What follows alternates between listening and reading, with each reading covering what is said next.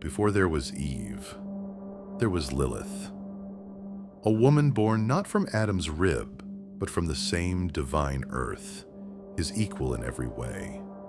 Yet her name was erased from Scripture, buried under centuries of whispers and fear. Who was she really? A demon?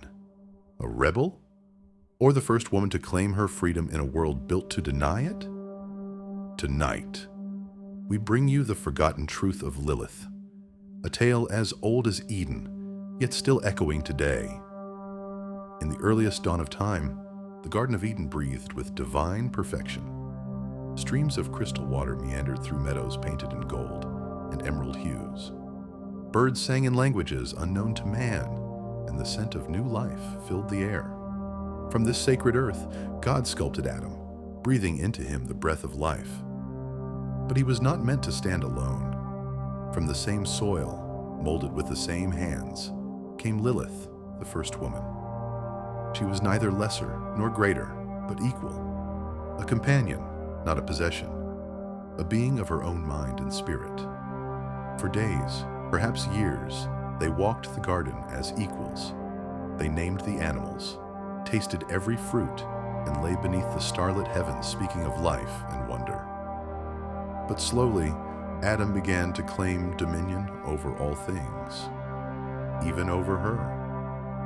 The seeds of conflict were planted long before they ever knew their names. One evening, under a setting sun that painted Eden in fire and gold, Adam called for Lilith. In his voice was a command, not a request. When they lay together, he demanded she submit to him. Lilith, proud and unyielding, refused. "We were made the same," she said. "From the same earth. You are not above me, nor I beneath you."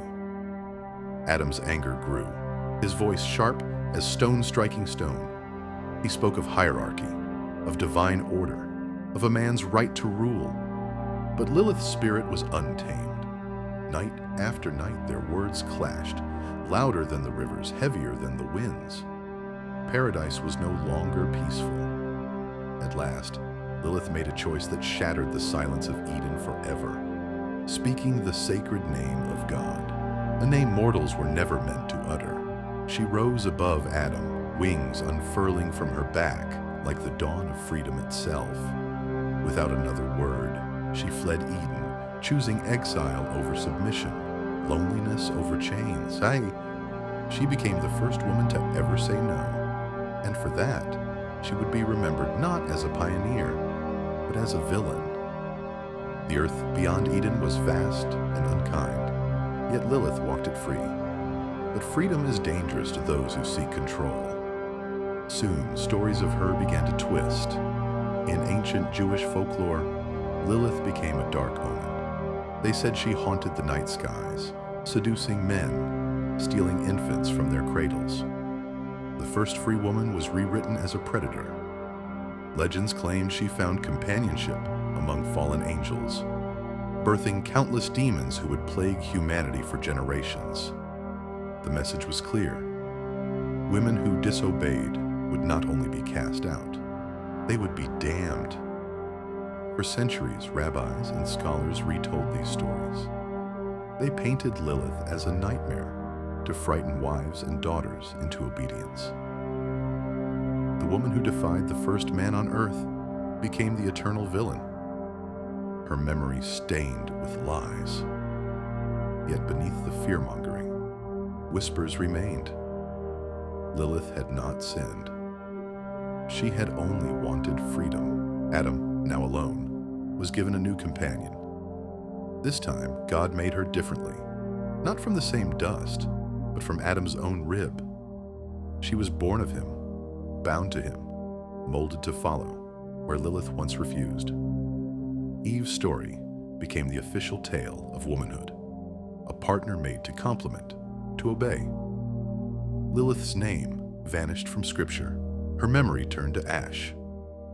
Two paths were set in stone for women thereafter, one of obedience, sanctified and remembered, and one of rebellion, erased and condemned. But legends do not die easily. Through medieval times, mothers placed amulets beside their babies' cribs to ward off Lilith's supposed wrath.